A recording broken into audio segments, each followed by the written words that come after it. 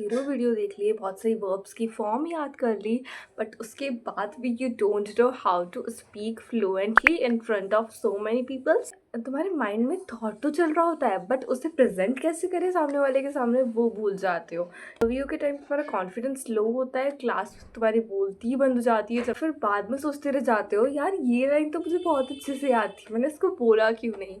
So if you are this person that this video is for you. Definitely confirm you that इस video के end तक तुम्हें पता चल जाएगा कि तुम्हें किस तरीके से लोगों के सामने फ्लुएंटली बोलना है इन 2026। और हिंदी नहीं बल्कि इंग्लिश भी तुम काफ़ी अच्छी तरीके से बोल पाओगे। So I promise you that. So not for the delay, let's start our this amazing video. सबसे बड़ी गलती तो देखो यही है कि stop translating in your mind. देखो इंग्लिश इज़ नॉट दैट कि तुम हिंदी में सेंटेंस माइंड में ले आ रहे हो देन तुम उसको इंग्लिश में कन्वर्ट करने की कोशिश कर रहे हो।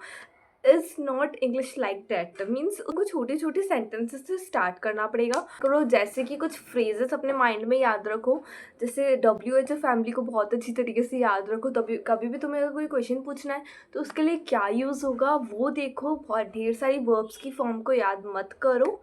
इंग्लिश को ना अपनी हैबिट बनाओ। Start with little small sentences से स्टार्ट करो, जैसे ड्रिंक केयर से drink carefully, I am eating, I am jogging, I am hearing my hair, I am doing my makeup, I am doing nothing। इस तरीके से छोटे छोटे सेंटेंसेस से स्टार्ट करो। And simple English equal pro English. यार देखो ये काफ़ी ज़्यादा इंपॉर्टेंट है। मीन्स बहुत से लोग क्या करते हैं, इंग्लिश का मतलब ये समझ लेते हैं कि तुमको बड़े बड़े वर्ड्स बोलने हैं। मीन्स तुमको pneumonoultramicroscopicsilicovolcanoconiosis तुमको ये बोलना है। इतने बड़े बड़े वर्ड्स तुमको नहीं बोलने हैं। मीन्स तुम अपने सेंटेंस को जितना छोटा रखोगे सामने वाले के सामने उतना ज़्यादा ही वो प्रो रहेगा तुम्हारे लिए, उतना ज़्यादा वो अच्छा रहेगा। देखो इंग्लिश का मतलब ये नहीं है, या फिर किसी भी लैंग्वेज को बोलने का मतलब ये नहीं है कि तुम भारी भरकम वर्ड बोलो जो सामने वाले को समझ में ही ना आए। It's not about that. Clean बोलो, क्लियर बोलो और कॉन्फिडेंट होके बोलो। अगर तुम ये बोलोगे ना आई एम ड्रिंकिंग वाटर, तुम उसको कॉन्फिडेंट होके बोलोगे अगर वो समझ में आ रहा है।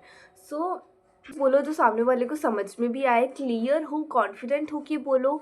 और सबसे इम्पॉर्टेंट देखो, जो तुम सेंटेंस बोल रहे हो ना उसके बीच में मैक्सिमम गैप्स तो रखो एटलीस्ट। मीन्स एक सेंटेंस खत्म होने के बाद में तुरंत दूसरा सेंटेंस मत रखो, उनके बीच में गैप रखो। अब देखो जैसे कि अगर मैं इस वीडियो की स्टार्टिंग ऐसे करती, hello everyone, welcome back to my channel. So आज की वीडियो फटाफट से स्टार्ट करते हैं। इस तरीके से अगर मैं कुछ बोलती तो देखो वो कितना ज़्यादा जनरली फास्ट हो रहा है। मीन्स ना ही तुमको कुछ समझ में आता, ना ही मुझे कुछ समझ में आता।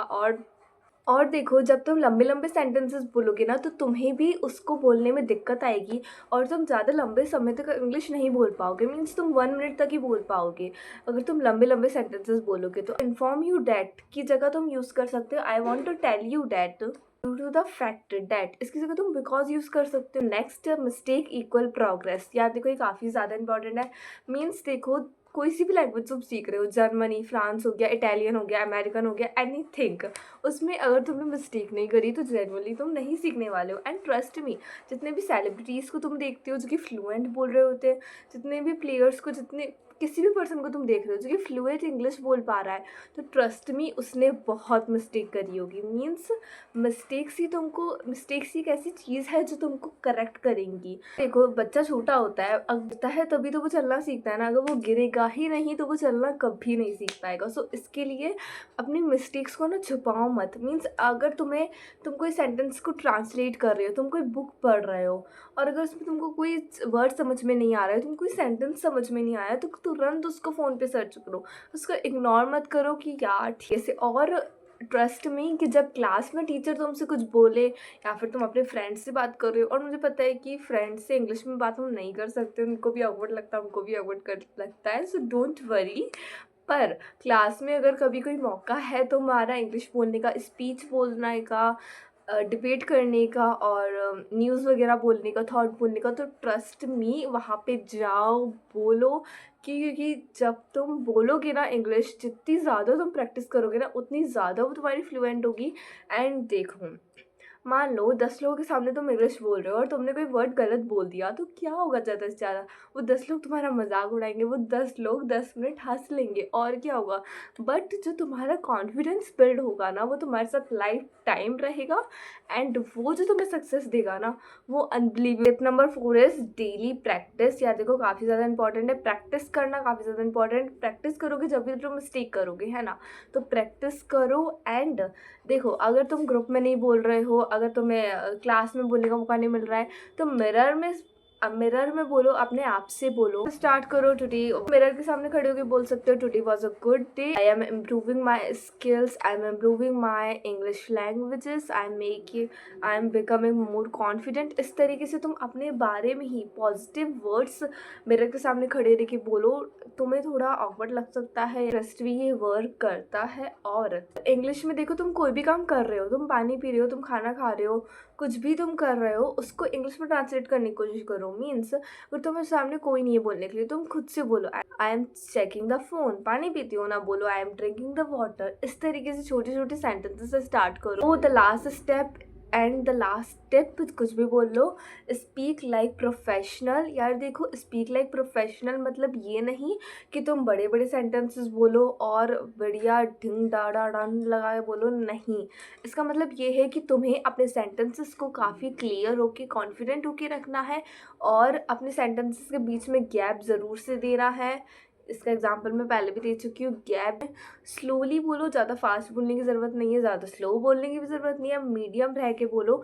और ज़्यादा बड़े वर्ड्स को एकदम मत उठाओ, जैसे कि जिसको तुम्हें प्रोनाउंस करने में दिक्कत आए। Start with very small sentence जो लोगों को भी समझ में आए और तुम्हें बोलने में आसानी हो। So that's all the tips and all the tricks that are going to be very helpful for you in 2026। अब देखो, मुझे नहीं पता वैसे तो कि मैं वीडियो कब अपलोड करूँगी, बट आई थिंक आज या कल में हो जाएगी। तो मैं ये वीडियो 2026 से पहले अगर अपलोड कर देती हूँ, तो कमेंट्स में ये लिख के जाओ कि तुम इसे फॉलो करोगे, नहीं कि तुम 1 जनवरी 2026 के आने का वेट करोगे। नहीं, मैं जिस दिन ये वीडियो डालूंगी, जिस दिन तुम इसको देखोगे, उसी दिन से तुम इस रूल को अपनाना शुरू कर दोगे।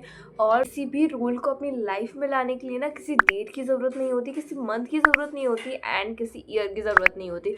क्यों? क्योंकि कैलेंडर चेंज होने से ना तुम्हारा दिन नहीं बदल जाएगा, सूरज ईस्ट से ही उगेगा।